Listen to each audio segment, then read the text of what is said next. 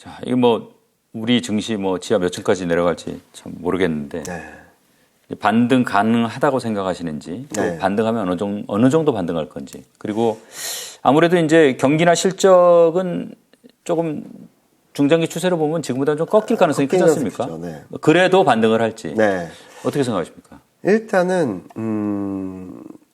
경기 이익 증가율 그리고 매크로 지표들 경제 지표들의 증가율 보면은 지금 너무나도 괴리가 커져 있기 때문에 이 실적 모멘텀과 매크로 모멘텀들이 둔화된다 하더라도 이게 돌아오는 흐름들은 조금 나올 수 있다라고 생각을 하고 있거든요.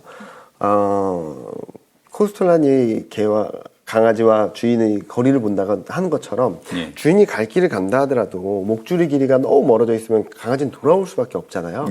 그러니까 경기 모멘텀이 둔화된다 하더라도 지금 너무 멀리 가 있는 목줄이 거의 끊어질 정도로 팽팽해진 거리가 좁혀질 가능성은 충분히 있다라는 말씀을 드리고 있는데요. 여기 그림이 뭐냐면은 코스피 전년 대비 변화율하고 그리고 이익 증가율 그리고 수출, 산업 생산, 소매 판매, 경기 선행지수 증가율을 빼준 겁니다. 얼마나 거리가 멀어져 있냐. 주인과 강아지 거리를 좀 본 거죠. 보면은 여기 분홍색으로 주황색으로 되어 있는 게 2010년 이후 평균입니다. 거의 0에서 왔다 갔다 하는 수준에 머물러 있죠. 그리고 그 밑에 있는 파란색은 마이너스 1 표준편차. 약 한 16, 17% 확률로 이 정도까지 갈 수 있다라는 확률이고 맨 밑에 있는 파란색 선으로 되어 있는 게 마이너스 2 표준편차. 갈 확률은 2.5, 2% 전후밖에 안 된다라는 정도거든요. 근데 지금 보시면은 이 마이너스 2 표준편차까지 다 와 있고요. 그리고 수출 같은 경우는 이보다 더 밑으로 떨어져 있죠. 그래서 제가 반등을 말씀을 드리는 데 있어서는 이게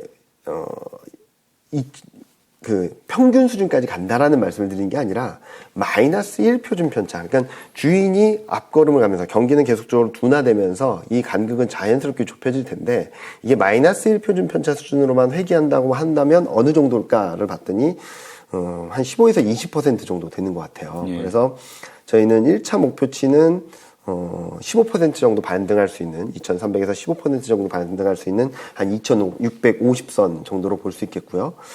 경기가 둔화되는 속도를 봐야 되긴 하겠지만 둔화되는 속도가 좀 제한적이다, 천천히 둔화된다라고 한다면 2,700선 정도까지도 회복이 가능하다를 말씀을 드리고 있는데요.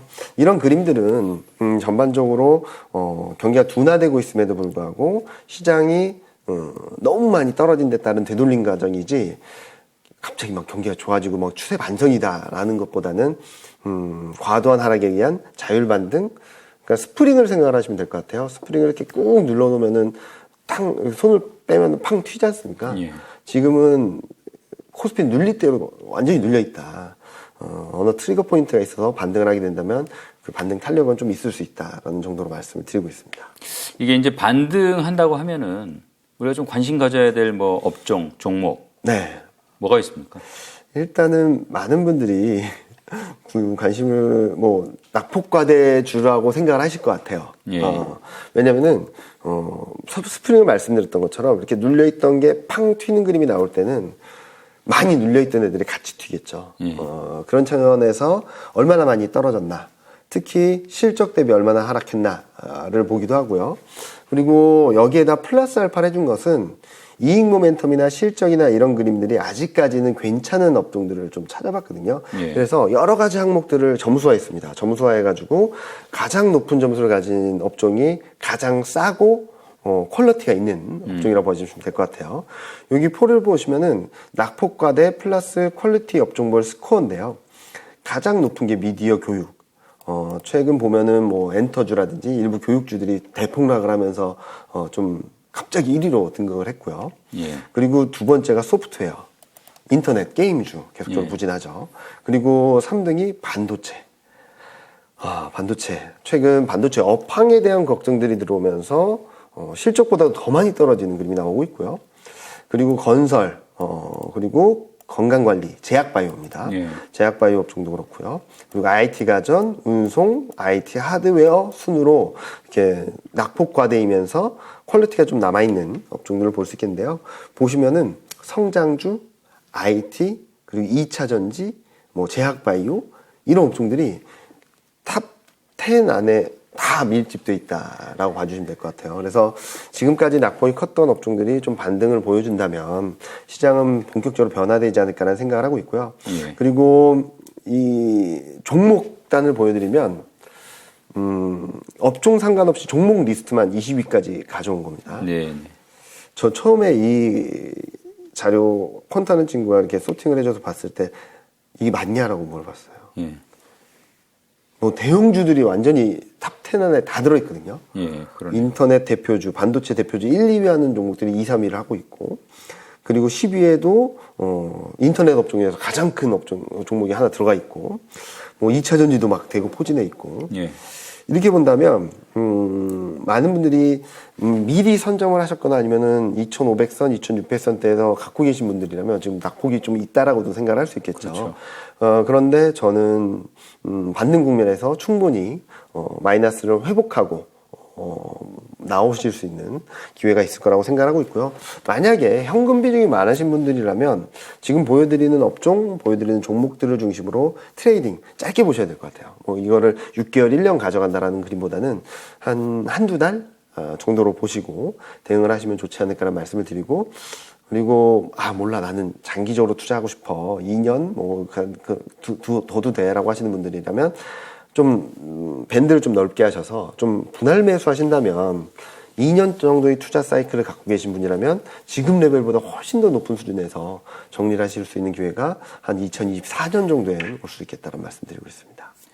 이게 보면 이제 우리가 좀 되짚어 보면은 시장의 우려라는 게 처음에 이제 금리 걱정에서 시작을 해서 본격적으로 인플레로 옮겨가고 이제는 뭐 침체 오는 거 아니냐 뭐 이런 걱정이 이제 그렇죠. 시장의 가장 큰 걱정인 것 같아요. 이 경기 침체를 가늠할 수 있는 포인트 뭘로 보세요? 뭐 장단기 금리 역전 뭐 여러 가지 지표들이 있긴 한데 솔직히 말씀드리면 저희가 하반기 전망을 하면서 시장이 쉽지 않을 거다라고 전망을 한 것 중에 하나는 연준의 통화 정책이 실패할 수 있다라는 생각을 했거든요. 예. 그렇게 봤던 여러 가지 이유들 중에 하나는 저희 이코노미스트가 말했던 것 중에 하나가 파월 연준장이 계속적으로 실업률 그리고 고용 가지고 경기 연착륙이 가능하다라고 하는데 그건 불가능하다라는 얘기를 했거든요. 여기 그림이 좀 복잡할 수도 있는 테크트리인데요. 금리 인상을 하면 어떤 플로우로 경기 흐름들이 가고 물가가 가는지를 보여드린 그림이에요. 예. 여기 보시면 오른쪽으로 가는 게 미국 중앙은행의 생각입니다. 금리 인상을 하더라도 고용시장은 점진적으로 둔화돼서 임금이 완만하게 둔화되고 그리고 그래서 연착륙이 가능하다라는 시나리오를 갖고 있거든요. 예. 근데 거의 불가능한 그림인 것 같아요. 그래서 저희는 왼쪽으로 이렇게 빨간색 선으로 가는 고용시장이 상당히 악화되고 저희 이코노미스트는 여기다 파괴를 썼는데 저는 충격을 하고 말씀드리고 있습니다. 수요 충격은 불가피하고 그렇게 되면 임금이 빠르게 둔화되고 물가도 빠르게 둔화되고 여기서 관건은 공급으로 인한 충격이 물가를 계속적으로 올릴 것인지 아닌지에 따라서 경착륙 또는 스태그플레이션이 결정될 것이다 라는 말씀을 드리는데요. 저희는 고용시장이 점진적으로 둔화되는 경우는 거의 없다 라는 생각을 하고 있어서 금리 인상으로 인한 연착륙 가능성은 낮고 연준의 통화정책 사이클이 실패할 수 있다 라는 말씀을 드리고 있는데요. 그래서 실업률을 한번 봤거든요. 예. 요 그림이 뭐냐면은 요 회색 선이 있는 게 경기 침체 국면입니다. 예. 그리고 파란색 선이 실업률이에요. 예. 근데 한번 보시면은 실업률이 완만하게 올라간 적이 있나 한번 보시죠. 모든 경우에서 경기 침체 직전에 실업률이 급반등을 하고요. 그리고 완만하게 둔화되다가 경기 침체 직전에 급반등을 하고 완만하게 둔화된 사이클을 계속 반복하고 있거든요. 그렇죠. 그래서 저희는 경기 침체의 확률적으로 어느 정도를 가늠할 수 있을까를 봤을 때는 실업률을 보자 라는 말씀을 드릴 수 있을 것 같아요. 실업률이 만약에 4%, 4.5%로 급반등을 한다 라고 하면은 경기 침체를 기정사실화하고 좀 조심을 해야 된다라는 말씀을 드리고 있는데 이번에 실업률이 어떻게 움직일지는 좀 봐야 되겠죠. 여전히 안정적이니까. 그런데 고용 지표들을 통해서 본다면 좀 균열의 조짐들은 나타나고 있습니다. 5월 달에 고용자 수를 보면은 도소매업 쪽에서 감소했거든요. 예. 그동안 1, 2월 달에 고용 서프라이즈를 야기했던 도소매업 쪽에서 취업자가 감소를 했고, 그리고 최근 기업들이 실적 발표하면서 얘기를 하는 거 보면은 유통업체들이 비용 부담 때문에 인력 채용을 후퇴한다거나 아니면은 절반으로 줄인다거나 아니면 감원에 대한 얘기까지, 최근 테슬라도 감원 얘기를 하고 있지 않습니까? 예. 그 정도로 고용 상황들이 좀 안 좋아지고 있다면은 실업률에 대한 부분들을 좀 체크하시면 좋겠다. 물론 장단기 금리 역전도 중요하고 하지만 경기 침체의 확률을 확실하게 보여줄 수 있는 것은 실업률 급반등이 아마도 가장 시점도 좀 짧고 어느 정도 확률도 굉장히 높은 그런 지표가 되지 않을까라는 생각을 하고 있습니다. 이게 뭐 지금까지 경험적으로 보면 그러니까 고용이 굉장히 좋은 상태에서 경기 침체가 오는 경우는 거의 없었으니까. 네. 그렇습니다. 자, 그렇다고 하면은 지금 이제 앞으로 미국 물가의 경로 어떨 걸로 보세요? 일단은 이제 3분기를 지나면서는 좀 진정될 거라고 생각하고 있습니다. 예. 이제 7월 13일 날 6월 CPI가 발표될 텐데요. 컨센서스가 8.6보다 높다라는 전망치가 들어오고 있어요. 그러니까 이제 6월에 발표한 5월치보다는 높아질 거다. 그래서 물가 정점을 아직까지는 확인하지 못했다라는 얘기를 할 수 있을 것 같은데요. 근데 물가는 둔화될 거라고 생각하고 있습니다. 지금 보면은 6월 달에도 5월 CPI가 많이 높아진 거는 유가 영향이 굉장히 컸거든요. 예.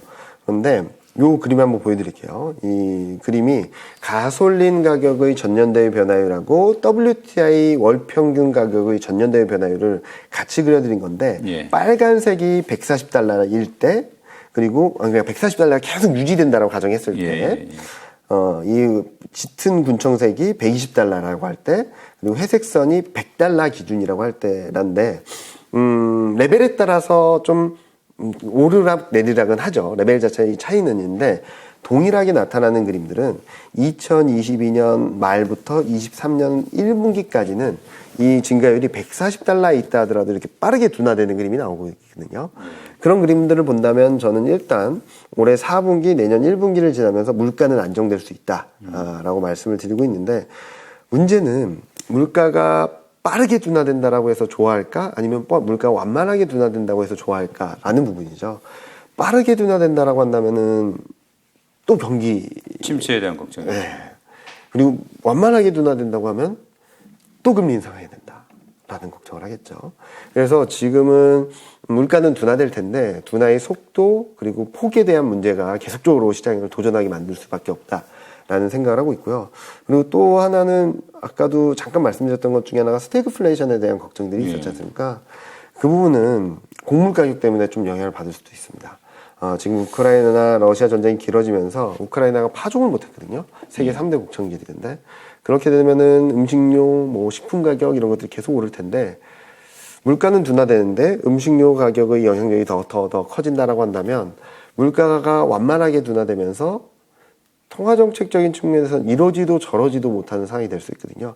경기는 불안해서 금리는 좀 조절을 해야 될 것 같은데 물가는 너무 높고, 이런 상황이 펼쳐지게 된다면 아마 단기적으로는 올해 말 내년 초까지는 이런 물가와 경기와 통화정책 간의 좀 이러지도 저러지도 못하는 상황들이 시장의 하방압력을 계속적으로 높여줄 수 있다라고 생각을 하고 있습니다. 이게 지금 달러 강세가 뭐 지속이 되고 있어요. 네.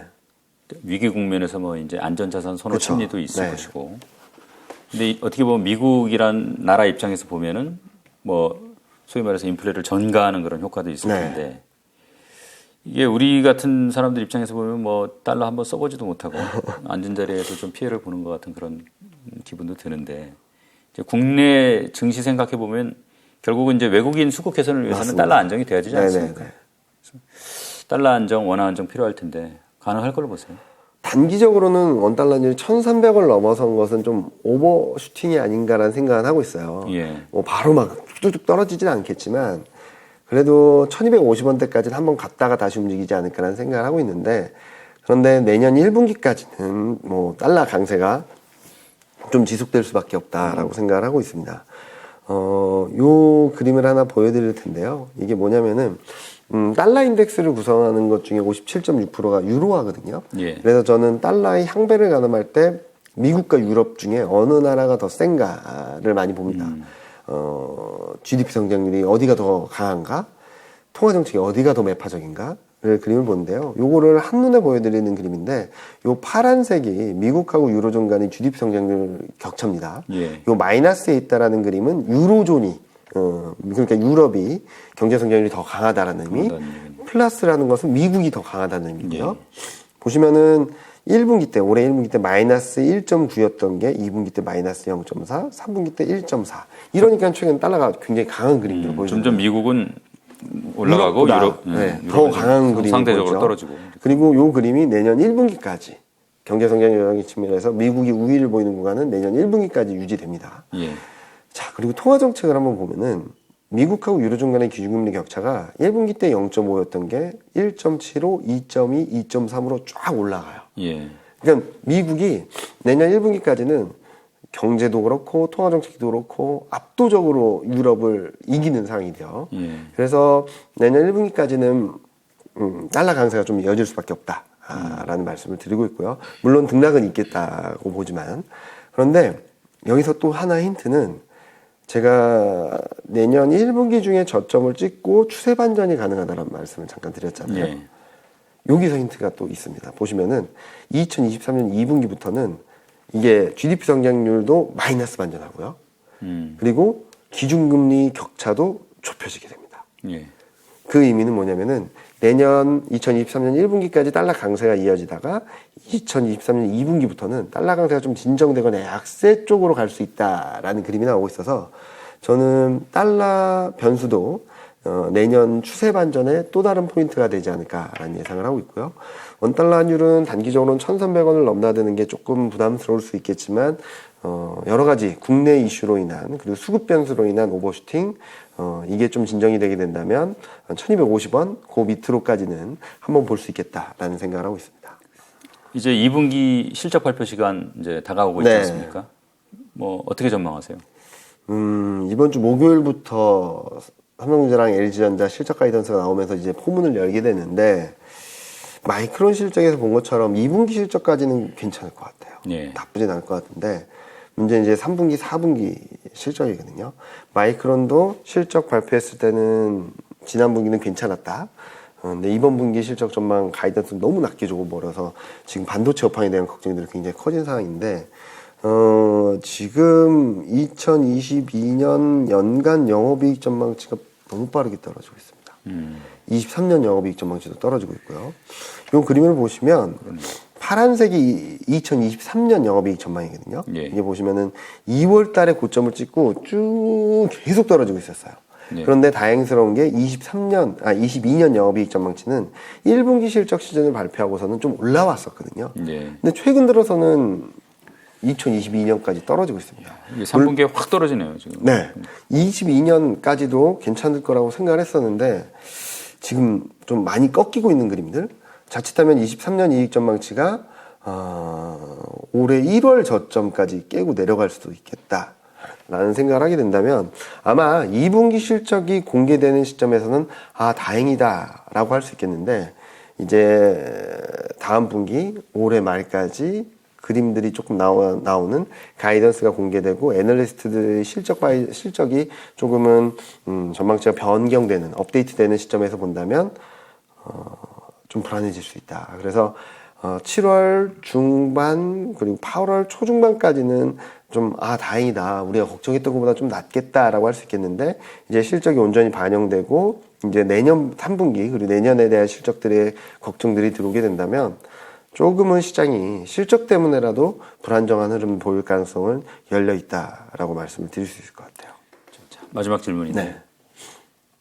이제 3분기 이제 시작됐지 않습니까? 네. 오늘 이제 4일 지났죠. 이 3분기 투자 전략 어떻게 가져가야 좋을 것 같습니까? 너무 어려운 말씀인데 일단은 대신증권에서는 작년부터 시장 안 좋을 거다. 작년 10월 달부터 2,600까지 간다라는 말씀을 드렸고 2,600에 도달한 다음부터는 2,600선에서는 등락 과정을 활용해서 조금씩 분할 매수하고 2,500선대에는 사자라는 말씀을 드렸거든요. 근데 이거를 깨고 굉장히 많이 떨어져 있죠. 코스피 2300선마저 위협받고 있는 상황이라서 많이들 불안하실 텐데, 제가 생각하기에는 2500, 2600선대에 사셨던 분들이라면 잘 빠져나올 수 있는 기회는 올 거다, 3분기 중에 라는 말씀을 드리고 있고요. 따라서 지금 시점에서 팔 이유는 없다. 팔아는 게 어떻게 보면 좀 더 리스키한 선택일 수 있다라는 말씀을 드리고 있고, 이미 사셨던 분들이라면 좀 기다리시는 게 맞다라는 말씀을 드리고 있고요. 반등 시 조금 비중을 줄여 놓으신다면 내년 1, 4분기 중 굉장히 더 좋은 매수 기회가 올 것이다 라는 말씀을 드리고 있고요. 3천선 이상에서 많이 사셔서 지금까지 좀 손실이 크신 분이라면 그래도 지금 시점에서는 파는 건 좀 아니다 라는 말씀을 드리겠고, 7, 8월 달 중에 반등이 나온다면 좀 손실이 있다 하더라도 좀 매도를 하셔서 현금 비중을 확대하자라는 말씀을 드리고 있어요. 그러니까 저는 빠르면 올해 말 내년 초, 늦어도 내년 상반기 중에 올 수 있는 더 좋은 기회가 있기 때문에 그때를 역전 기회로 삼자라는 말씀을 드리고요. 뭐 이렇게 세미나를 하고선 마치니까 어떤 분이 이런 질문을 하시더라고요. 나는 현금 비중이 되게 많아요. 근데 삼성전자가 한 20%, 30% 있는데 전체 포트폴리오에서 현금은 70%고요. 삼성전자 하나만 샀는데 그러면 어떻게 해야 되냐? 지금 더 떨어진다고 하니까 이거 팔아야 되냐? 그러면 현금 비중이 이렇게 많으신 분은 아무 걱정하지 마라. 떨어질 때마다 사시면은 저는 1년 뒤, 2년 뒤에는 훨씬 더 높은 수익률을 거두시니까 현금이 많으신 분들은 어떻게 하면 잘 살까? 주식 비중이 좀 많으신 분들은 어떻게 하면 잘 팔까를 고민해야 되는 3분기가 될 수 있다라고 생각하고 있습니다. 뭐 영원히 우울한 날이 지속되지는 않을 테니까요. 희망을 그쵸. 갖고 이제 희망을 가져야 되는데, 일단은 3분기 중에는 조금은 좀 반등을 할 수 있는 여지는 있다 정도로 말씀을 드리겠고요. 그런데 여기서 중요한 것은 반등을 한다고 해서 더 적극적으로 투자하기보다는 이번 3분기 반등, 7, 8월 반등은 어떻게 잘 정리할까, 어떻게 하면 현금 비중을 좀 확대해서 그 다음 사이클에 역전의 기회를 잘 활용할 수 있을까를 고민해야 될 시점이다 라고 말씀드리고 있습니다. 오늘 말씀 잘 들었습니다. 네, 고맙습니다. 감사합니다.